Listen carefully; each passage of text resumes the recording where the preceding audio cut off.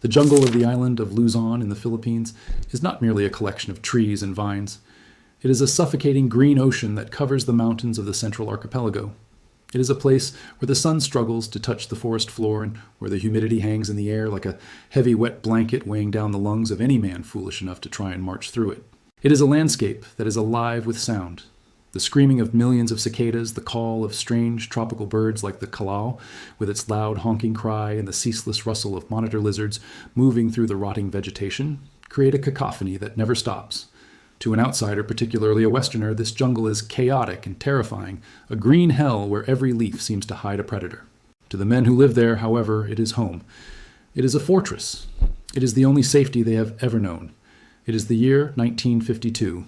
The world is in the grip of the Cold War, but here in the jungle the war is hot and it is bloody. A patrol of rebel soldiers is moving through this darkness. They are men of the Hukbalahap army. They are communist guerrillas, but they do not look like the soldiers you see in the newsreels of World War II. They wear ragged clothes, stolen from farmers or scavenged from the dead. They wear flip-flops made from old car tires or go barefoot, their soles hardened like leather. They carry Japanese Arisaka rifles rusted from the humidity and American carbines, stolen from police stations. They are thin, hard men with faces etched by years of hunger and resolve. They have survived the brutal Japanese occupation of the 1940s, and they are now fighting a desperate war against their own government. They know these trails better than anyone. They know which routes will trip a man in the dark and which birds call out when strangers approach. They mock the government soldiers, calling them soft boys from the city who are afraid of the dark and who need trucks to move their supplies. The Huks move like ghosts. They can march 50 kilometers on a handful of rice. They are the masters of this terrain. But tonight, the rebels are nervous. The confidence that usually marks their stride is gone. They are not afraid of the Philippine Constabulary, the hated police force. They are not afraid of bullets or mortars or even the napalm that the Americans have started to supply. They are afraid of something that cannot be fought with a gun. They are afraid of something ancient. They have heard whispers from the villagers in the valley below. The old women in the market, usually reliable sources of intelligence about troop movements and supply convoys, have been talking about something else entirely. They speak in hushed, terrified tones, their eyes darting around to ensure no one is listening. They speak of an ancient evil that has returned to the mountain of Arayat. They speak of the Aswang. In Philippine folklore, the Aswang is a creature of pure primal nightmare. It is not the romantic vampire of Hollywood movies. It is not a handsome count in a cape. It is a shape-shifting monster of grotesque appetite. By day, it might appear as a normal human, a quiet neighbor or a shy shopkeeper who avoids eye contact and lives at the edge of the village. But by night, it transforms. It can become a bat or a large black bird or a huge dog with burning red eyes.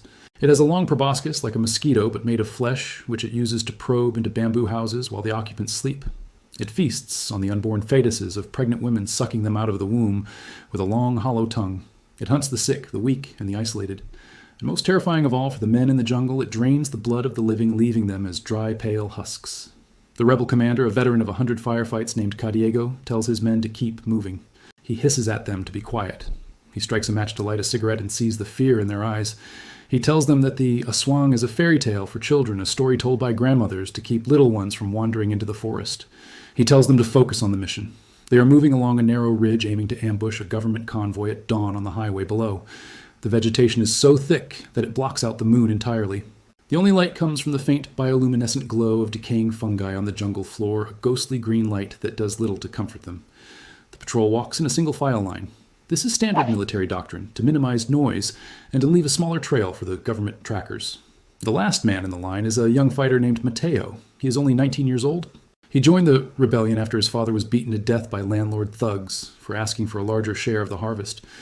Mateo is brave in a firefight. He has killed men before, but tonight he is trembling. He keeps checking behind him. The jungle feels different tonight. The air feels colder. He feels eyes watching him from the canopy above. He grips his rifle until his knuckles are white, the wood slippery with his sweat. Suddenly there is a rustle in the bushes. It is not the wind. The air is perfectly still, stagnant and heavy. It is a sharp, deliberate movement like a dry branch snapping under a heavy foot. The man in front of Mateo keeps walking, oblivious, focused on the back of the man in front of him.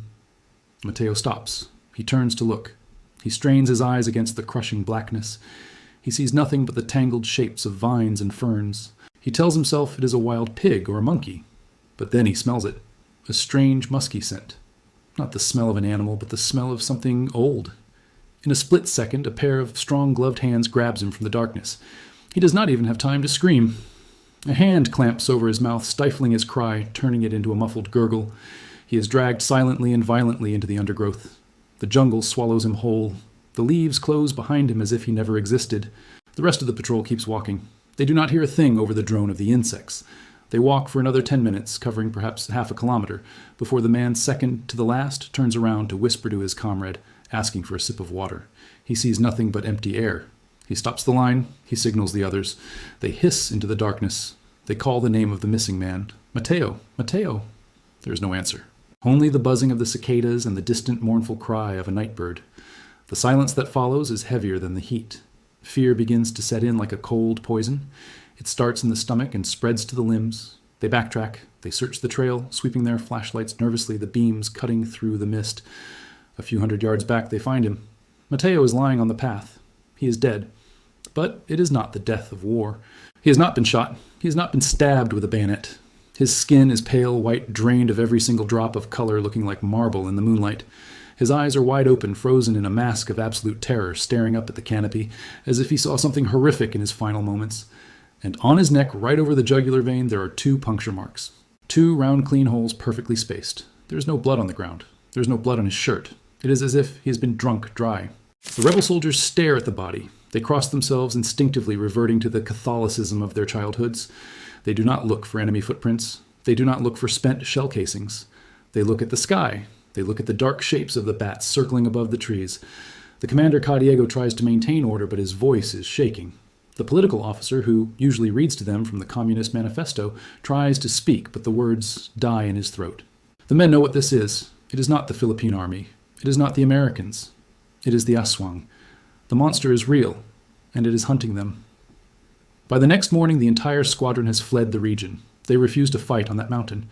They retreat to the lowlands, abandoning their stronghold and their strategic advantage. They tell the other squadrons what they saw. The fear spreads like a virus.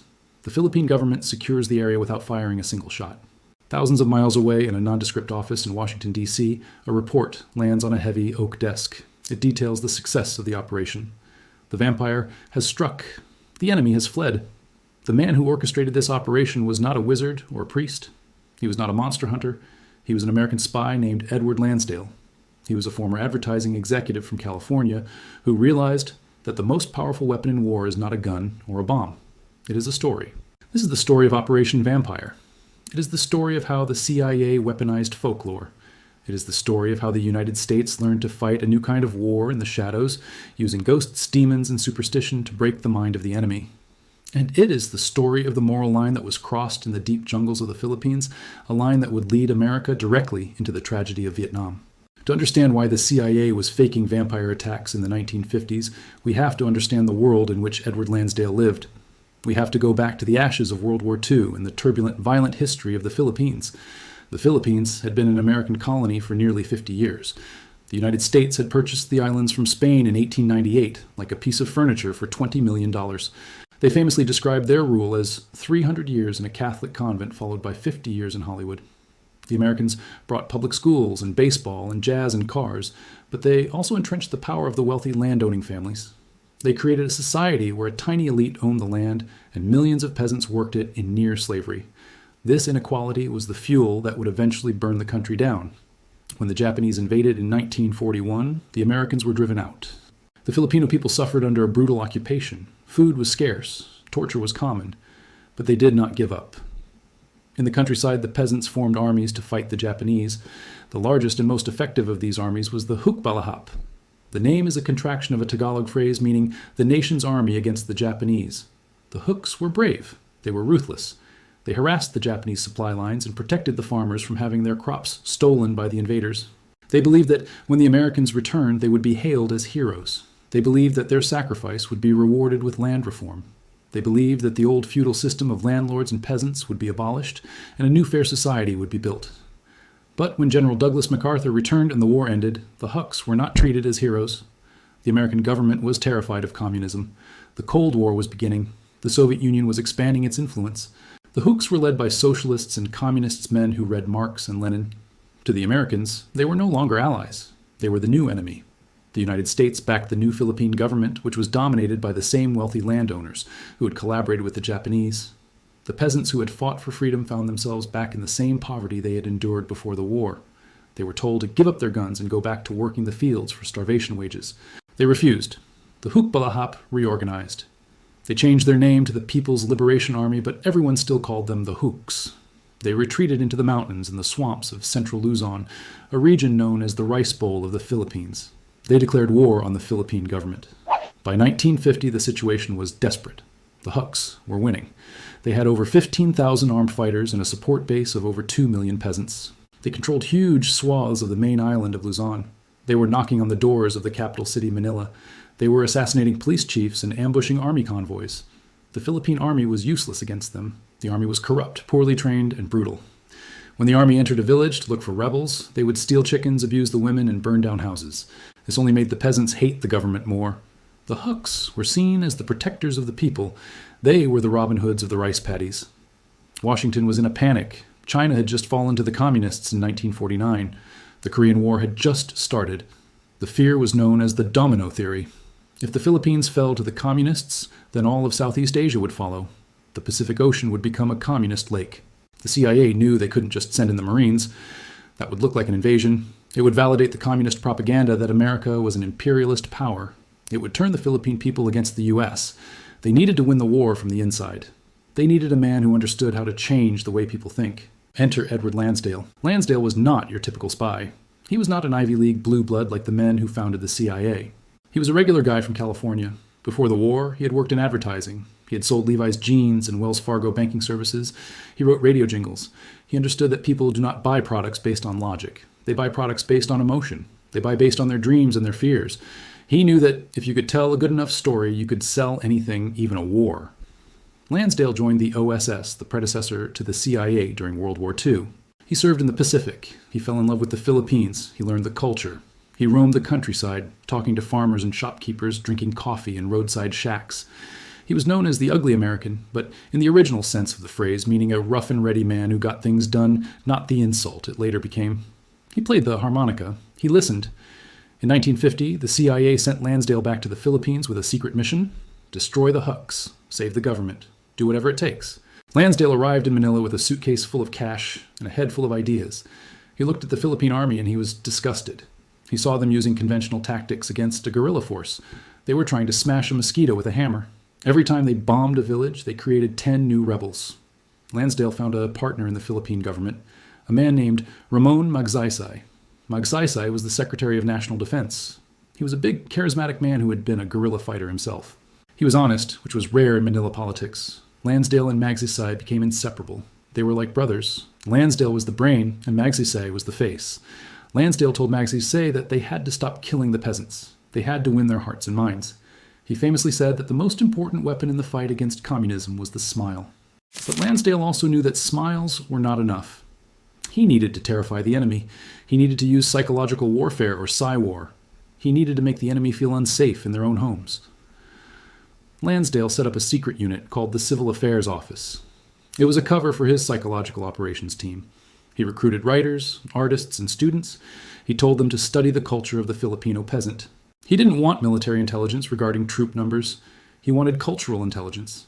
He wanted to know their superstitions. He wanted to know what kept them awake at night. He wanted to know the monsters of their childhood. This brings us back to the jungle and the vampire. Lansdale realized that the Huks were invincible in their mountain strongholds. The army couldn't find them in the dense jungle. But the Huks were mostly uneducated peasants from the provinces. They were brave fighters, but they were deeply superstitious. They carried amulets called anting pieces of brass or bone inscribed with Latin prayers to protect them from bullets. They believed in spirits dwelling in the bolete trees. They believed that the night was full of monsters. Lansdale decided to turn their own beliefs against them. He decided to stage a horror movie in real life. The planning for Operation Vampire was meticulous. Lansdale did not want it to look like a military operation. It had to look like a supernatural event.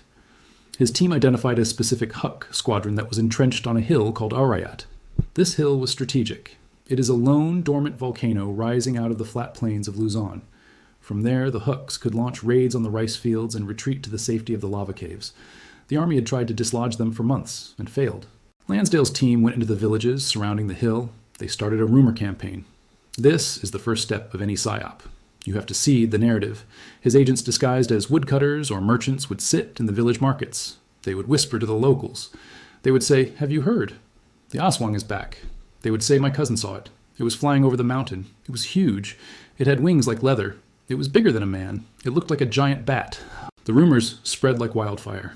In the Philippines, gossip is a powerful force. Within a week, everyone in the valley was talking about the Aswang. The villagers started closing their windows early. They painted white crosses on their doors. They hung garlic and salt packets from their rafters. They stopped going into the forest at night.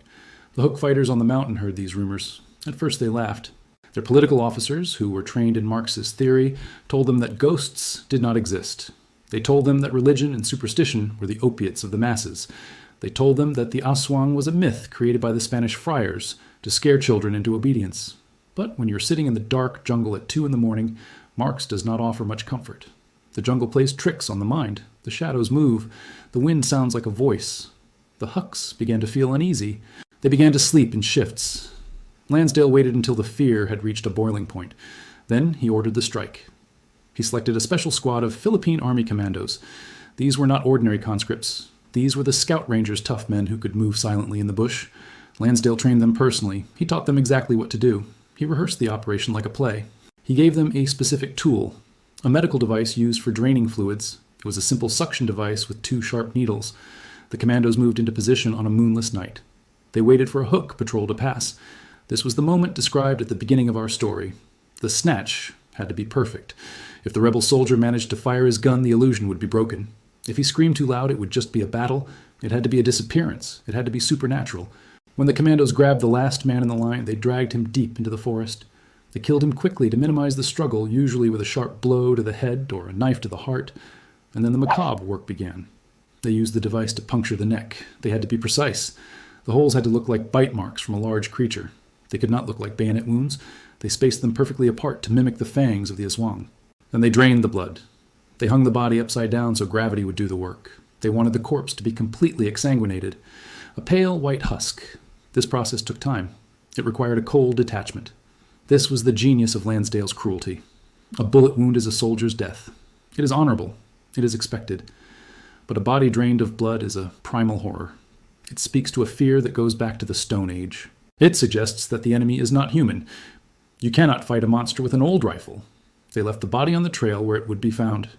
When the Huks found their comrade, the psychological impact was devastating. The political officers tried to explain it away, but they could not explain the lack of blood. They could not explain the bite marks.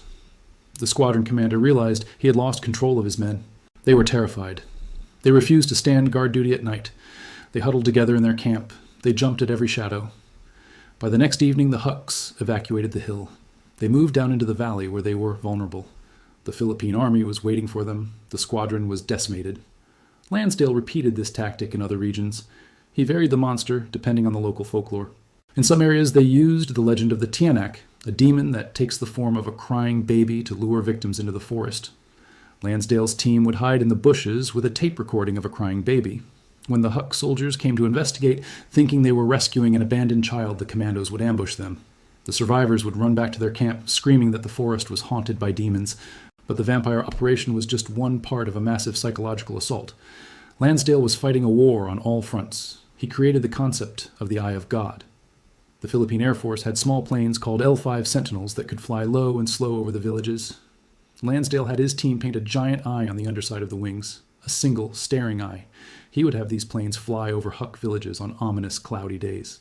Then he would have a voice broadcast from a loudspeaker on the plane. The voice would be deep and echoing. It would say the names of the Huk commanders. It would say, "We see you. We know what you have done. Your time is coming." Imagine being a peasant in 1952. You live in a bamboo hut. You have little contact with the outside world. Suddenly, a giant eye flies out of the clouds and calls you by your name. It was terrifying. It made the rebels feel like there was no place to hide. It made them feel that the government had supernatural powers. It broke their sense of security.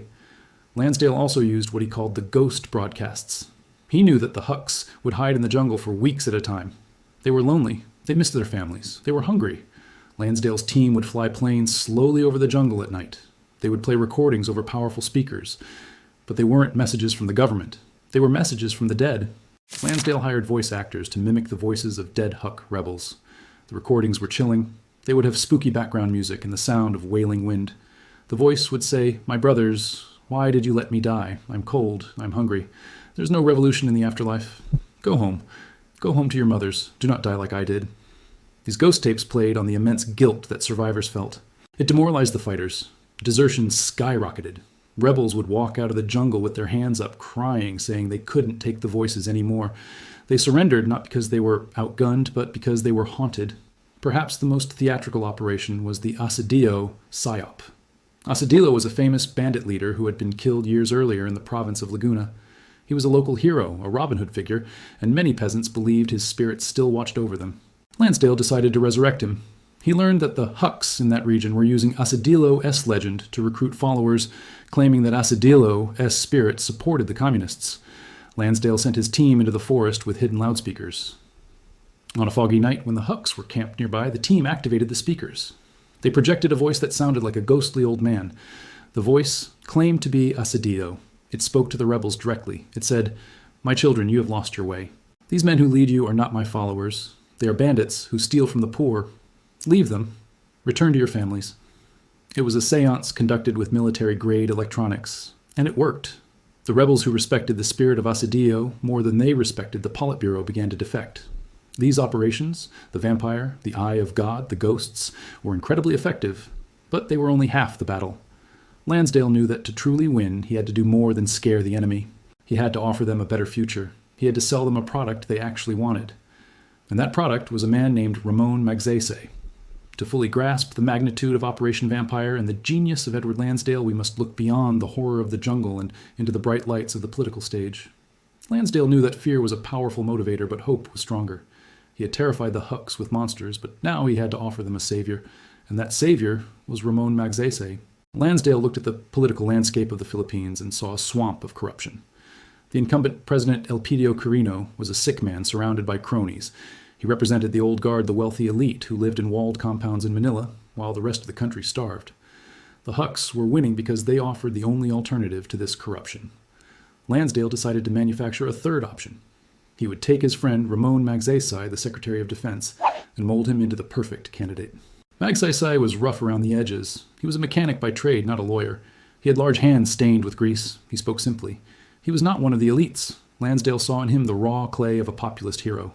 Lansdale's team micromanaged every aspect of Magsaysay's image. It was the first modern American-style political campaign in Asia, and it was run with the precision of a military operation. When Magsaysay visited a village, Lansdale made sure he arrived in a jeep covered in mud, not a shiny black limousine.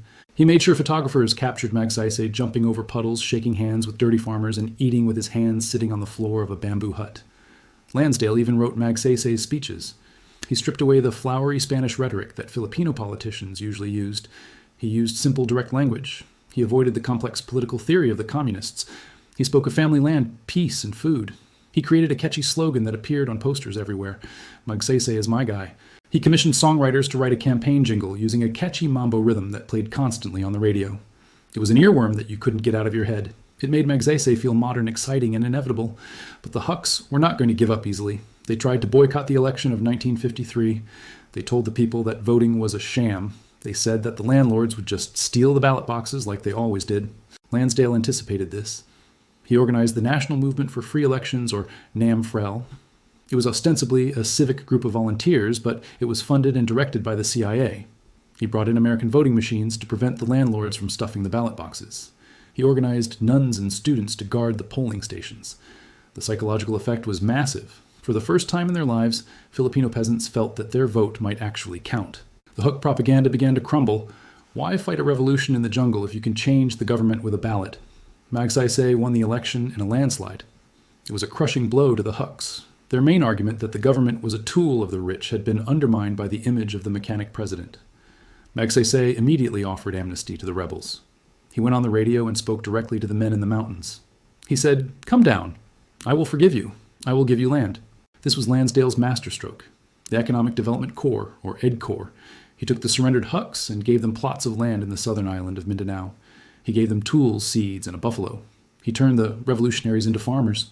He gave them exactly what they had been fighting for, but he gave it to them on the government's terms.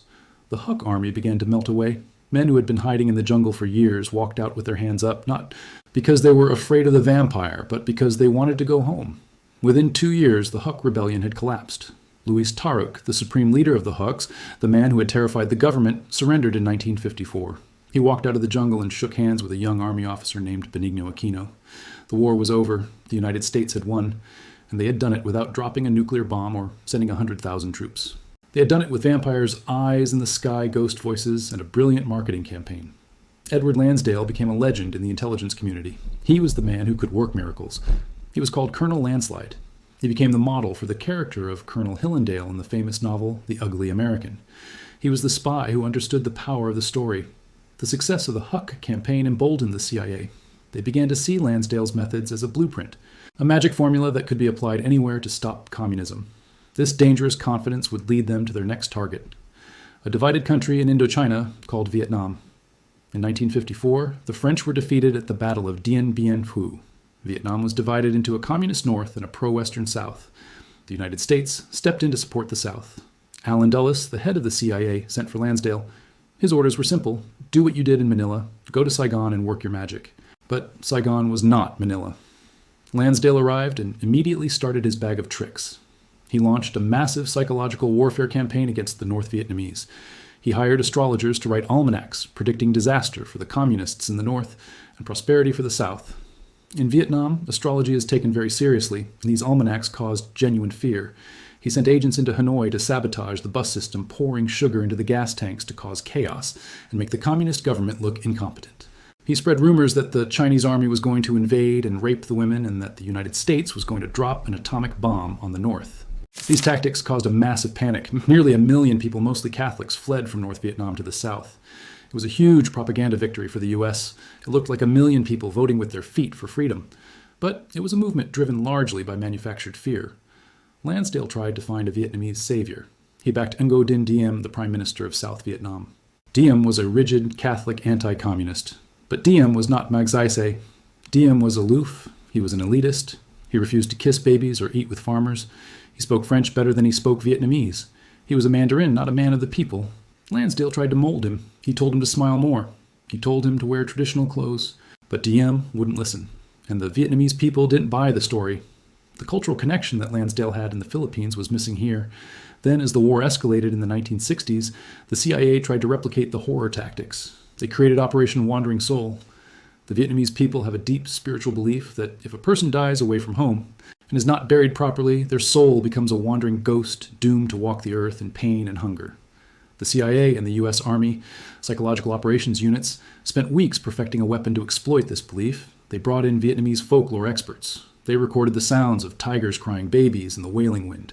They hired actors to scream in agony. They created what became known as Ghost Tape Number 10. You can still hear it today on the internet. It is a terrifying piece of audio. It starts with strange, distorted funeral music. Then a man's voice calls out from beyond the grave, "Daddy, Daddy, come home with me." Then the ghost voice answers. It sounds hollow and echoing. Who is that? Who is calling me? My daughter? My wife? The ghost then describes his death. He says, "I am dead. I am in hell. I am starving. The party lied to me. Do not follow the party. Go home." They mounted massive speakers on helicopters and flew them over the jungle canopy at night. The sound was deafening. It echoed off the trees, creating a surround sound nightmare. At first, it worked. Viet Cong soldiers were terrified, some defected. But the North Vietnamese were different from the Huks. They were more disciplined. They had been fighting for 20 years, first against the French and then against the Americans. They had political officers who quickly explained the trick. The Viet Cong realized that the ghosts were just loudspeakers.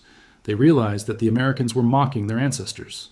Instead of running away, they got angry. They started shooting at the helicopters. The ghost tape became a target indicator. The magic had worn off. The tragedy of Edward Lansdale is that he never understood why his methods failed in Vietnam. He believed that if he just had the right story, the right hero, and the right trick, he could win. He believed that human beings were programmable machines. He didn't realize that you cannot trick a people who are fighting for their own independence against a foreign occupier. In the Philippines, the Huks were fighting a Filipino government. Lansdale was just a shadow advisor. But in Vietnam, the Americans were the face of the war. They were the foreign invaders. No amount of vampire stories could hide the reality of Napalm Agent Orange and B-52 bombers. Lansdale retired from the CIA in 1956, but he continued to advise the government on counterinsurgency. He watched as the Vietnam War spiraled into a bloodbath that claimed millions of lives.